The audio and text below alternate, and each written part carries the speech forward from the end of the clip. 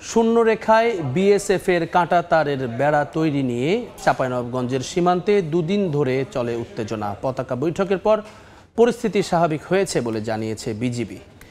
৫৯ বিজিবির অধিনায়ক lieutenant colonel গোলাম কিবরিয়া জানায়, গত কয়েকদিন ধরে আন্তর্জাতিক আইন ভঙ্গ করে শিবগঞ্জের চৌকা সীমান্তের শূন্যরেখায় ৫০ গজ এগিয়ে এসে কাঁটাতারের বেড়া তৈরি করছিল বিএসএফ।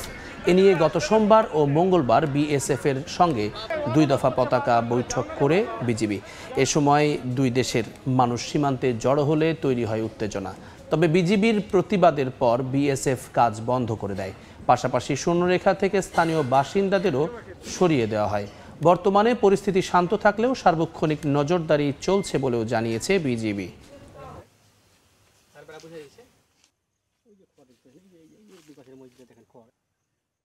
এখন ওরা কাজ বন্ধ রেখেছে, তো ফার্দার আমরা ফিউচারে দেখি। আমরা সীমান্তে আমরা পর্যবেক্ষণ করছি। দুই বাহিনী যখন আমাদের জনবল বৃদ্ধি করা হয়, তো সেই ক্ষেত্রে তখন আমাদের দুই দেশের বাংলাদেশি নাগরিক এবং ভারতীয় নাগরিক তারাও সীমান্তে জড়ো হয়।